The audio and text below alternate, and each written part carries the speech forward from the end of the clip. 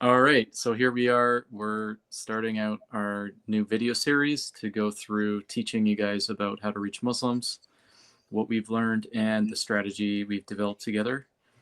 So, how you doing, Alex? I'm good, thank you. Good. So, Maybe you can share a bit about yourself. yeah, I was born in Azerbaijan, came to Canada 30 years ago, roughly, and I started doing evangelism on the streets. And from 2001, actually, I learned Quran for the first time. I studied, and I find very interesting points when every time the Quran speaks about biblical character, it has the story of the Quran has a twist in it. So it was very intriguing for me. So I started actually reading the whole Quran carefully. And eventually, in 2007, I published the book, Quran Bible Comparison.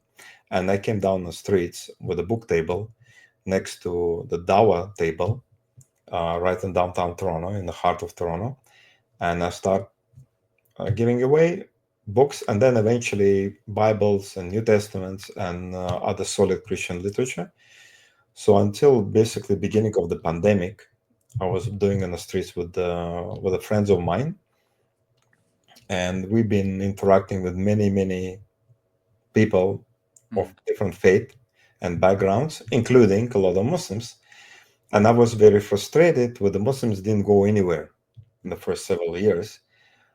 But eventually, I came up on been guided, I believe, to the certain argument which I later on I developed as and I nickname it master key or universal key, which is like argument could open any door, so to speak. Mhm. You can use it with Ahmadiyya, with the Sunni, Shia, Ismaili, whatever sect of Islam. You can do it. You can use it on nominal Muslim, on a hardcore Muslim, or what I call born again Muslim. So it will work because it tackles the foundational issues of the Islam of the Quran. And then I met you Mhm. through our common friend, and from few years now, and we start working together and develop the methodology even further. And you did a lot of contribution in the sense of like going deep and wide, which I really appreciate. Plus, we're doing a lot of ministry together as going to the mosques and Mhm. doing Christian Muslim dialogue, our own dialogues, and joining dialogues on other platforms, and do it also online. Mhm. So I do also online in Russian speaking area, which include actually North America and Eurasia, let's say. So, like, you Yeah. can tell all about yourself now. Yeah. Sure. So yeah, we met back in 2019 Yeah. in the fall, and so prior to that, I mean, so at the time I was pastoring a different church than I am now. That church I finished up actually a year later, and when I met Alex, it was right in a season of time where I was starting to kind of get back into Islamic apologetic stuff, just on the level of studying it, which I had done maybe for about on and off, not always seriously, for about 10 years before that maybe.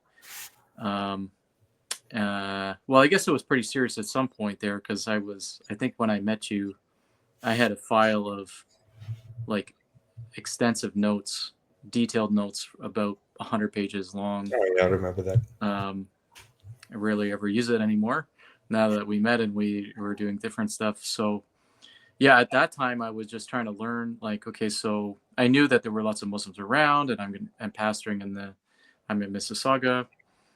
Um, but I was at a big church that, you don't really meet them that much because you're dealing with kind of in church stuff, programs, and you're preaching to the same typically church kids and stuff and adults all the time. So I eventually, over the next year, decided to step out and plant a church and have more of a missional focus to reach other, especially religious people groups that don't would not come to a church, and you're not going to naturally rub shoulders with in that kind of a circle. So I want to go to where they are. And for myself, I'm also very oriented toward apologetics, you know, studying philosophy. Did a couple of years of Hebrew and a couple of years of Greek in school. You know, very much into theology and biblical studies and apologetics, philosophy, etc. But especially interested in evangelizing and communicating across worldviews. So Islam is just one of those things, but it was kind of piqued my curiosity over the years. And I knew stepping out in this region, that would be a major people group I'm going to be focusing on. And God led us, I guess, to cross paths. And I've been learning Alex's approach, the stuff he discovered for probably the next 2-3 years. Kind of getting my feet under myself with it and learning it, but then also enhancing it, as Alex was saying, like really trying to, I'm a very like thorough person. I want to kind of make sure I cover every base, know where somebody's going to respond, how they might respond, and already anticipate it and be ready for it. So that's kind of all fed into this approach. And now this is really, you know, it's my approach too, and I wouldn't use anything else. So we're really trying to encourage Christians to learn this system, this strategy, and we do need to emphasize that this is not like a one-off argument or a few arguments, but it's supposed to be step-by-step process that you want to take them through. Start in the right place, go on to the next points. Now, there's a point at which you can add on more things to it, and we'll talk about that. But especially this first series of videos, we're going to go through what we call the real 5 pillars of Islam, where we're going to, we call that those 5 pillars. We also call the master key. And Alex likes to talk about that as like unlocking a key that opens any door. And so that is the idea, that this approach is useful with any type of Muslim background person. Doesn't matter their ethnicity, as long as you can speak their language and you can communicate with them, then you know, we would advise to use this strategy. And it doesn't matter their sect of Islam, as long as they believe the Qur'an is the word of Allah, that Muhammad is the final, that doesn't even have to be the final messenger, actually, is one of the last ones, if not the last one. Okay, as long as they believe he brought the Quran and those kind of things, then you can talk to them with these points. So, Yes. Yeah, I don't know. Anything else I should say? I'm pastoring a church plant now in Mississauga. I do go out to lots of Muslim events, like Alex was saying. We do stuff together. Sometimes we take people with us. So, you know, if you're going to go through this curriculum, and the plan is for you guys to watch all the series of videos, we're going to develop some tests for you guys, like written tests. That's really to ensure that you know, and we know, but that especially you know that you've learned the information. Because to go into those conversations, it's like you got to know it well. It's not just that, you know, knowing the general ideas or some of the verses. You need to know how to like navigate the conversation, because we want to direct the conversation. We want to be in control. So to do that means to avoid deviation.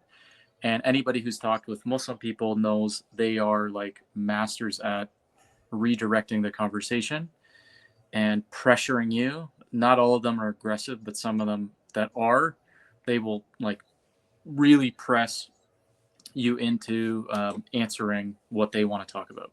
So we don't want to do that. We want to redirect to this information, which we believe is the most important information for them to hear, so that they can actually see, if they're willing to acknowledge it, that's up to them, but that they can see that the Quran has fatal flaws in it, and that they should, if they're honest, acknowledge it, leave Islam, and then hear us relaying the foundations of the Bible in the Old Testament and then the Gospel. Yeah. Yeah. So that we'll talk about the critical information. We'll give them critical information about Islam and something they never heard before. That's a trick. So we're going to start. Yeah, actually, that's a good. Well, just to emphasize, this is stuff that you won't hear elsewhere. This is very unique. Only some of the verses we use at some points, you may hear in arguments elsewhere, but it's not as a part of a strategy or an approach. So that's what will stand out with what you're going to learn in this curriculum. Yes. Yeah, go ahead, Alex. Okay. Let's go for the first lesson, today's first lesson, and it will be introduction of Islam and its real 5 pillars. And Greg, it's your Back to me turn again. now. Yeah, back to you to session 1. Yeah, okay. Session 1. All right, so let's talk about general principles. So this session is not going to be a lot about the argumentation you're going to be using, but this session is really so that you have proper footing, so that you know you can move forward. You're going to hopefully understand the material that we're going to present to you. Some of you, like I think I said earlier, some of you may know quite a bit about Islam, maybe about Islamic apologetics coming into this video curriculum. Some of you may know virtually almost nothing.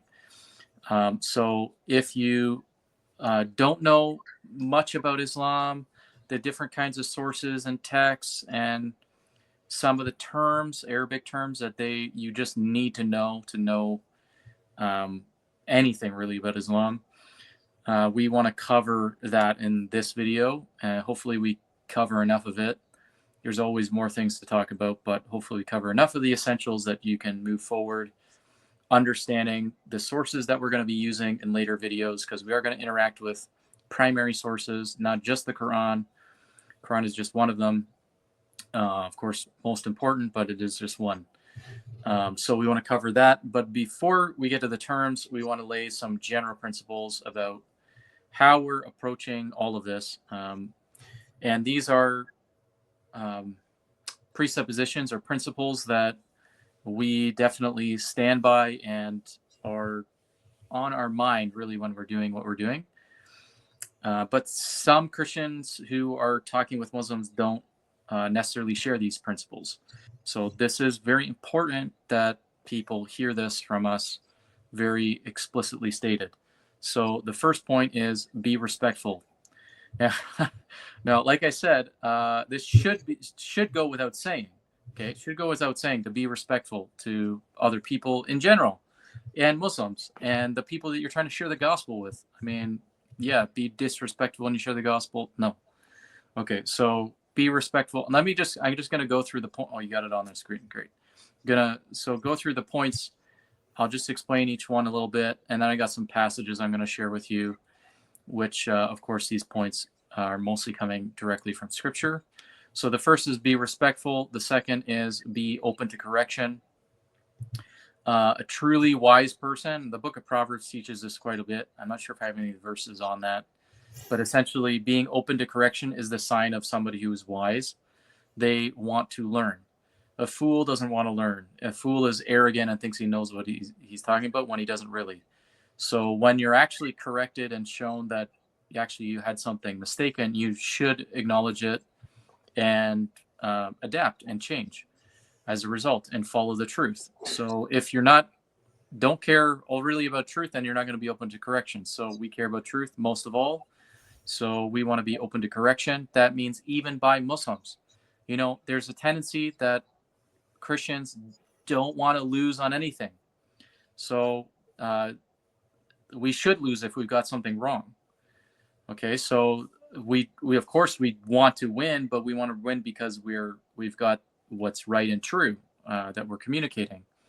So sometimes we haven't done our due diligence. Sometimes we misspoke. Sometimes we've misunderstood something. Or sometimes even it's an issue of how we said something and maybe it's a point of disrespect. Or, becoming too emotional or something. So there are times we need to be corrected and we need to be open to it. So when it comes to our approach, really being open to correction looks like we want to hear how Muslims understand their texts.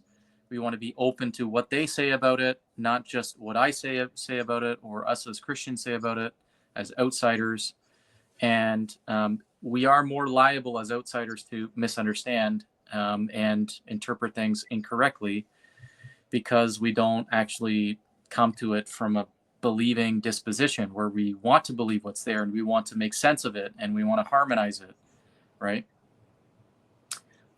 So third point is never misrepresent the other side. That goes with what I'm saying. So don't misrepresent what they believe. And this, you'll see these principles are actually, except maybe for the very last one, are applicable to all religions, all worldviews. That really, when you're interacting with them, you should be respectful, you should be open to correction, you should never misrepresent the other side.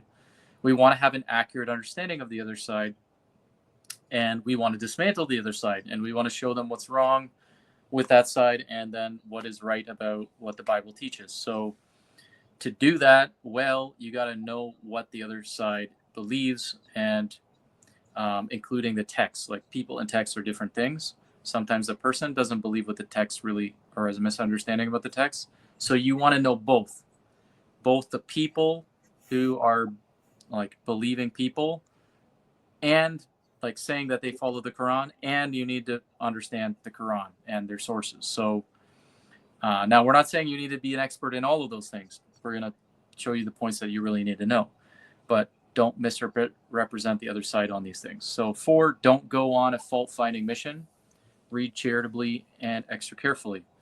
So what this means is, think about it like if you wanted to get somebody to read the Bible, like a non-Muslim, let's say an atheist or an agnostic or a skeptic of some kind, and you want them to you want them to read the Bible and explore and check it out. And would you want them, when they're reading the Bible, to have a very skeptical attitude, trying to look for everything wrong with it?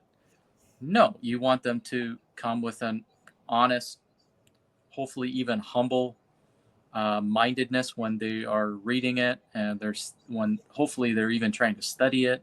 I mean, that's really what we want. We want them to get into it and really check it out and test it, and not just read into it the worst possible interpretations and read it out of context, etc. So we don't want to go on a fault-finding mission like an atheist typically would with the Bible.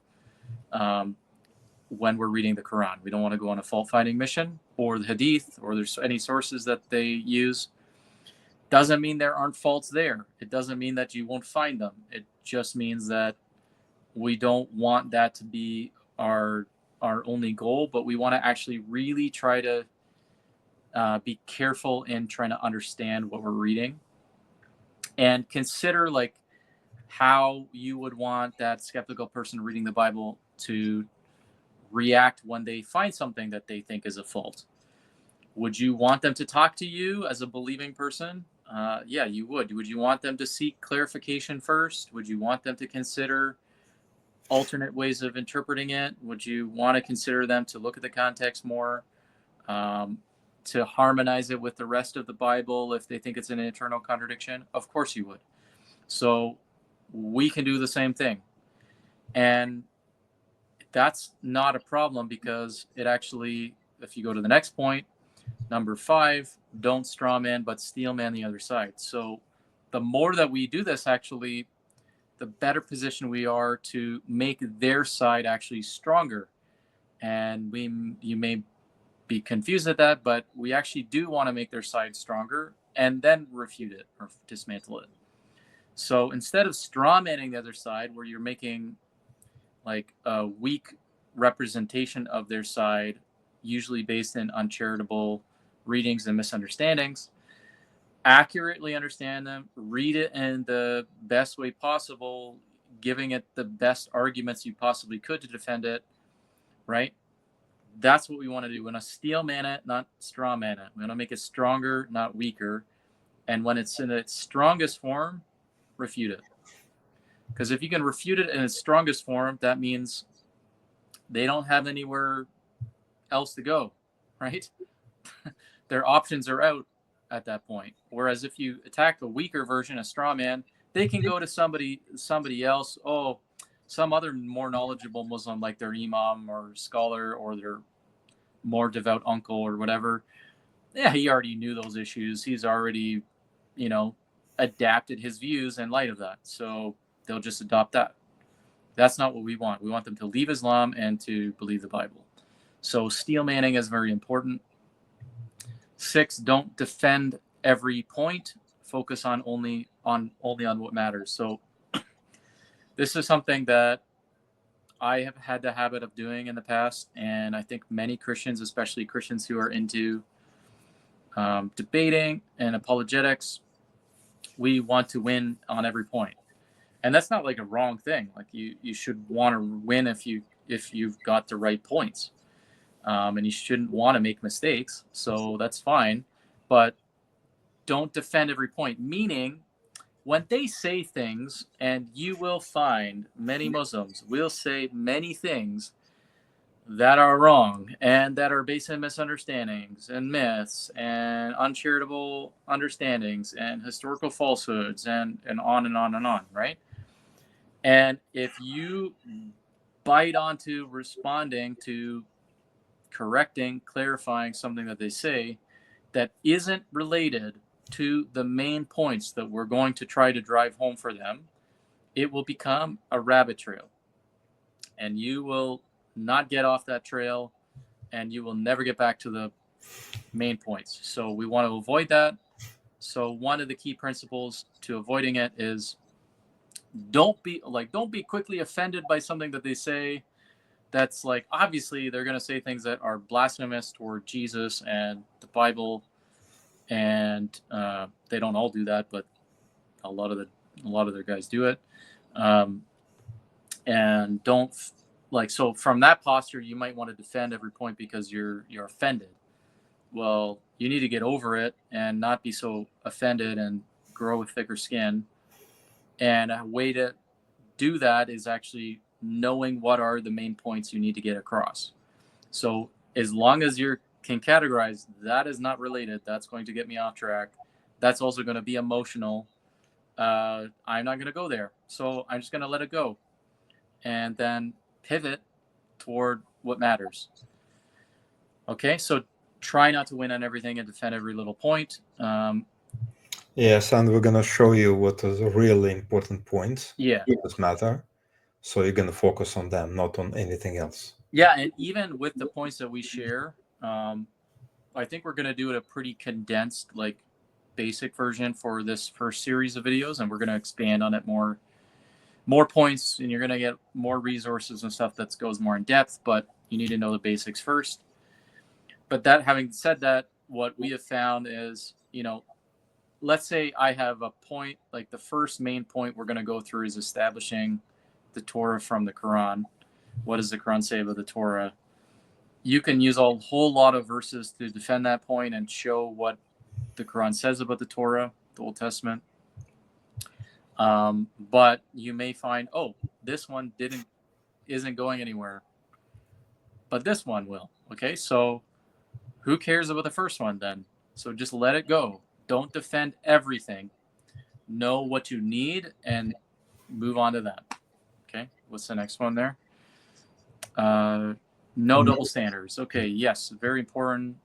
Is related to things we've already said, but so no double standards, golden rule. So do unto others as you would have them do unto you. So if you want them to read the Bible and, like I said, not read it uncharitably, don't do that to the Quran. And if you want them to read the Bible, you should be willing to read the Quran and their sources. Doesn't mean that you need to read everything, but you should be willing to. And if you're unwilling to read the Quran and some of their sources to talk with Muslims, this is the wrong series for you, because you're not going to use this method. So you might as well stop. this is very crucial. You need to not show them double standards. And I would say this for any other religion too. If you're going to talk to Jehovah's Witness, you should be willing to read their literature, etc. And yes, we should Yeah. be willing to criticize even ourselves and fellow Christians Oh, good point. who could in the past or like make mistakes. And the Mhm. Muslims will catch it on it, and they will ask you about what do you think about it. So do not defend indefensible. Yes, yeah, that's a really good point. Essentially, kind of another point that goes with that is like, don't be tribalistic. So like, don't think of all the other Christian apologists and like you got to stand up for them. What we found is if you stand up for the Christian apologists in the Islamic apologetics realm, when you're talking to Muslims, I mean, good luck.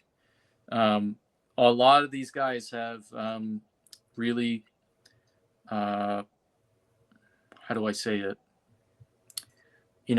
A lot of them, like frankly, a lot of them have done very shameful things with the way that they talk to Muslims, with the way that they, even like tearing up the Quran physically, drilling holes into it, eating pages from it. I mean, it's crazy, but that's you just don't do those kind of things. Like, how And would we should you? condone that. We should not And we don't agree with condone it. it, right? So Yeah, I won't take, if somebody's doing that, I'm not taking them with me to the mosque. There's no way. sure. They're not on my team. So they really, actually, they should repent of it, and then they can join the team. So, if someone was doing that, then you gotta release a video. You gotta, apologize, like whatever. But yeah, we don't condone those things. We have no double standards. This is not about to do this really well. Don't defend the Christians. Only defend the Bible, right? And when we're defending the Bible, we have a strategy for how to do that. Okay, but we're not there about defending people for their own sake or for their relationships with us. We don't have. Frankly, I often say, like, I don't have loyalty. I have loyalty to Christ and the Word, and the truth ultimately, and so I have to follow the truth wherever it goes, and that's. I need to be able to say, hypothetically, if you could show me that the Bible was wrong, I would not be a Christian. And if you could show me the Quran is true, I become a Muslim. Of course I would, right? That's a hypothetical. You should say the same thing too. And if you can't say it or you're hesitant about it, you need to examine yourself, because this should not be about emotional things. This should be about what is true. So good stuff. Okay, number 8. Our goal is to persuade Muslims, not to persuade Christians. It actually goes really hand in hand with what you're bringing up, Alex.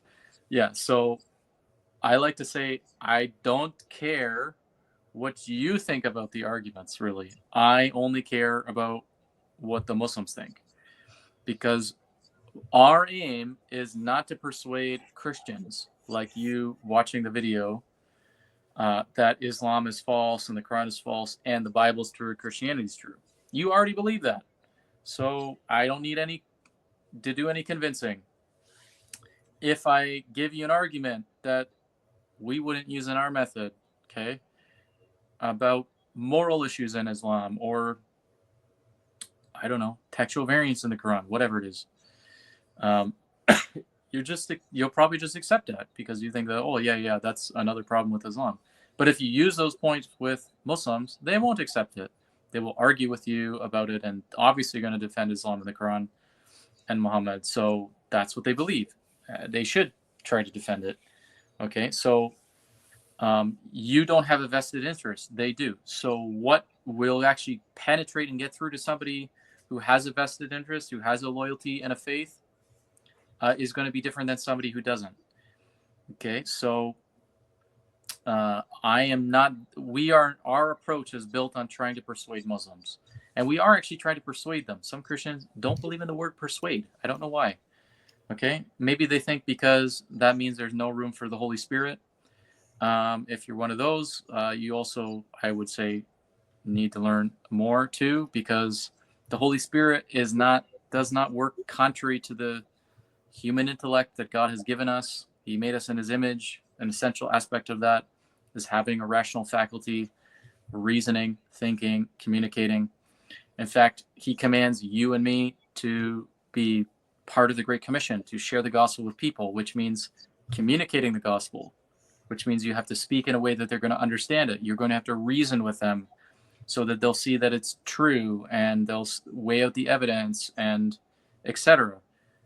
In fact, we see all throughout the book of Acts, as an example, that Paul, it always constantly says, Paul was trying to persuade or trying to convince the Jews in the synagogue, the people in the marketplace, etc., on and on. So he was reasoning with them from the scriptures, it says. Yeah, and explaining and proving that it was necessary for Christ to suffer and to rise. So right. he was explaining and proving to them, and some been persuaded. So the persuasion explanation is there.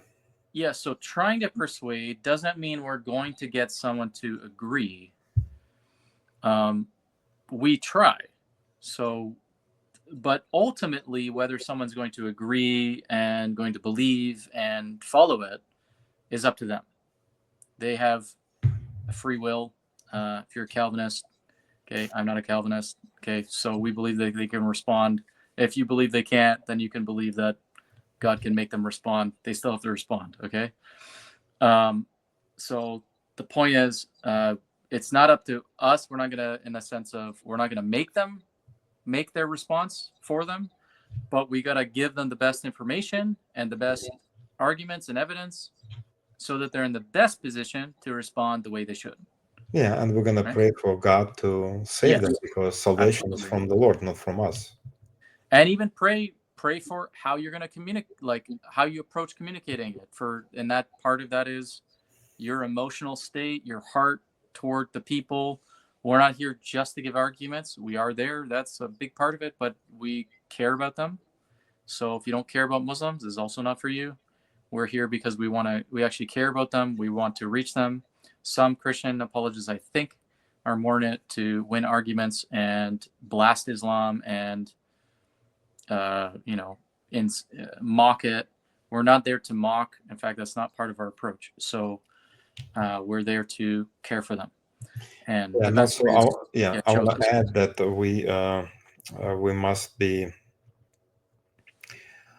we must be doing. I have to cut down. I forgot. 1 second. Give me a second.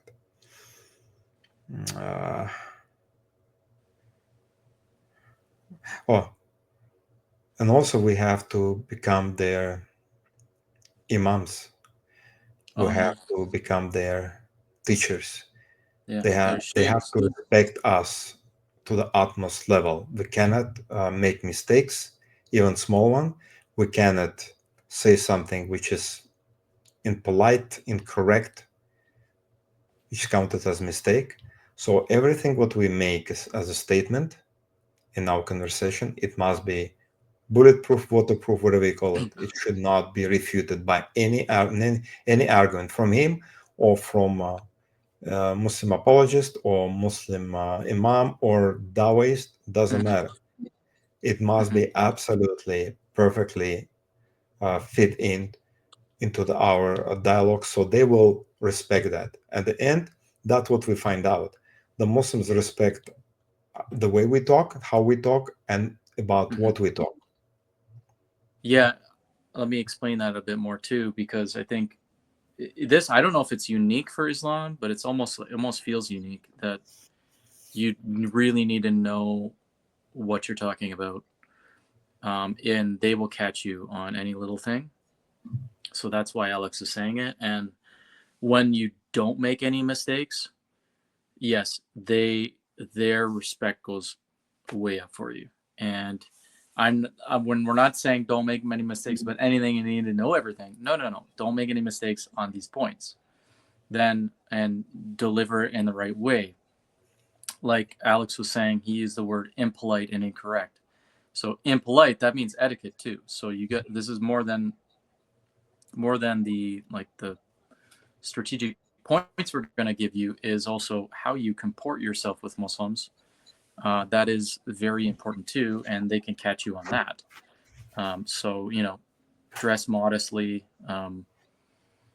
know some things about male-female interactions. But even that, like, sometimes I can talk to women sometimes, like, it's normal actually. So it's not that you can never do that, but just be aware of those things. Be aware of how you're talking about Muhammad and especially Muhammad. How you physically treat the Quran. Don't put it on the floor or anything. Okay, so that's kind of etiquette stuff. And then, when you're laying out the points, if you overstate your point and you didn't adequately support it from the Quran or their sources, they will catch you on it. If you've twisted the meaning of it, they'll catch you on it. So that's why really emphasizing these principles. You need to be prepared. You cannot go into a conversation with a Muslim unprepared. Yeah, otherwise they will not gonna listen to you, Mm-hmm. and that's a worst thing for evangelists. Then Mm-hmm. people are not being understanding what you're about to say or you're saying, so Mm-hmm. you must be respected by them. Yeah, and the subsequent time you try to talk, like when you try to talk to them again after you messed it up, it's harder because you've lost respect. So if you don't make those mistakes from the beginning, they'll be very impressed, and then that will carry with you how they see you. So when you see them again, even if they're not open, they have respect for you, right? Okay, what's the next one? Any good strategy should be developed to reach people based on their worldview. Okay, yeah, I mean I think it's fairly straightforward. That point. This is obviously we're going to try to reach. We're going to have a strategy to develop to reach Muslims. We're going to have a very different strategy to reach nominal Catholics, Jehovah's Witnesses, Mormons, whoever, right? Hindus. So every worldview is different. They have different authorities that they follow. And I think authority is probably the most important thing. It's the thing that defines what they believe. So, you need to know what the authority is and how to approach it. Sometimes you have to dismantle that before you can get to the gospel, which is what we're going to do with Islam. Okay, so you need to understand the worldview and have a strategy developed to reach it. And let's talk about the point of strategy too. Is we are not, as I said earlier, just laying out some arguments. We're going to give us full strategy, and that's based on the type of worldview that it is. And so let's talk about the last point here under this section is Islam. I'm just going to read it first. Islam is a post-Christian religion based on rabbinical Judaism. Now, this requires unpacking. Okay, so this needs to be stated. This is not just like a general principle for anything. So this is for Islam. This is sort of a summary statement of the main conclusion that we've come to, and sort of, let's say, diagnosing what is Islam really. Where does it come from? It is a post-Christian religion, so it is a religion developed obviously after Christianity, from 570 to 632 with the life of Muhammad, and so we're talking 7th century AD, so obviously post-Christian. What the significance of it being a post-Christian religion is that it's not a religion that is unaware of Christianity. It is a religion that developed in a context that is in reaction to it. So we're not talking to people who don't know anything about Christianity. In fact, for them to be a Muslim, they have to know about Christianity. For you to be a Christian, you don't have to know anything about Islam. Okay, so they have beliefs about you. They have beliefs about doctrines that they believe, whether they're distorted or okay. They have like the Trinity, Jesus dying on the cross, etc. Various people, various figures in all throughout the Bible, Moses, Abraham. They have a lot of beliefs about these figures, these doctrines, because the Quran talks about it. So if you're a Muslim, you're reading the Quran, you have to know those things. So that's just part and parcel of what their faith is stuff about Christians, Jews, the biblical scriptures, and doctrines. You don't need to know anything. So that to be a Christian. But to talk to a Muslim, you need to know about Islam. Okay, they are all ready to talk to you. They are already prepared in the sense that they've already been learning about you from what they believe. And some of them I've also prepared beyond that. And Christians usually haven't done either. And not only is it post-Christian and reaction to Christianity, so it's like, okay, let me explain that a little bit more. So it's not like you're talking to somebody who doesn't know anything about the Bible or Christianity. Like, let's say an atheist. I grew up in Canada, never been to a church, never read the Bible, doesn't really know anything. Okay, you can go and you can talk to that person, and they may not have really opinions formed about Christianity. They may not, or at least they may not know anything about it, right? Whereas if you're talking to a Muslim, that's different. Now, specifically, what is Islam as a post-Christian religion? It is comes out of another religion, Rabbinical Judaism. So we are going to expand more on what that means, but I'll try to summarize that here. Rabbinical Judaism is religious Judaism. So usually when people use the word Judaism, that's really what's meant, is the Judaism of the rabbis. Okay, people don't necessarily know this, but that's what it is. It's not the religion of the Old Testament, okay, or what they call the Tanakh. They do subscribe to it, but we would argue they have distorted the meaning of it through other sources that they believe, like the Talmud. Okay, a lot of sources that they believe, traditions that they believe outside of the Hebrew Old Testament, the Hebrew Bible. And that reframes how they interpret all of it and leads them to believe many things that are very much contradictory to the Old Testament. So we wouldn't say that it's really Old Testament Judaism. We would say it's Rabbinical Judaism. It is the religion of the rabbis, the traditions of the rabbis, which contradict the Old Testament and reframe how to understand it. And in fact, that does go back to the Pharisees. So the Pharisees were the rabbis in Jesus' day, and the religion that I would say basically there are two main religions that survived the first century, or forms of Judaism that survived the first century, is Rabbinical Judaism or Pharisaism, and Messianic Judaism, Christianity. Okay, so that's basically that point. And that is very important for us to grasp, and you will continue to grasp it more as we go deeper later on. And why we believe that, we'll be explaining that over time. But it's very significant, because if we are, with point 9, developing a strategy to reach people who believe Islam, and if Islam really does come as influenced by Rabbinical Judaism primarily, then, if you think of it this way, if you're going to try to reach and develop a strategy to reach religious Jews, Rabbinical Jews, are you going to use the New Testament and immediately talk about Jesus? No, you're going to talk about the Old Testament, okay? And you're going to reestablish foundations, help them to see Jesus in the Old Testament, etc., right?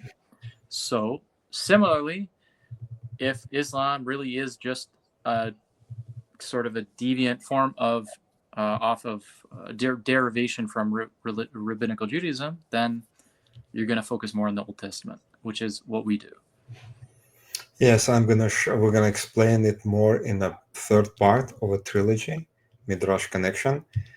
We're gonna show you how much that the rabbis influenced Muhammad in writing the Quran, and that's very critical information for Muslims to know, because they don't know that, unfortunately, and not many Christians are talking about it at all.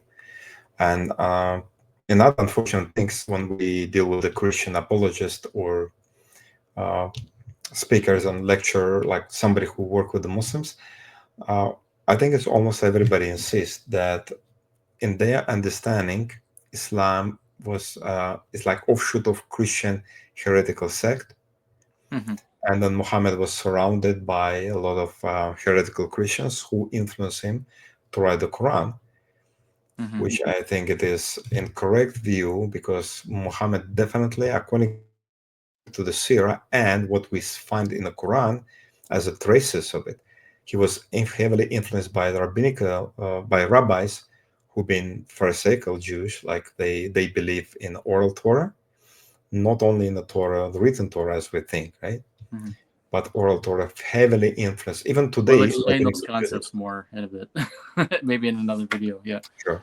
yeah, yeah.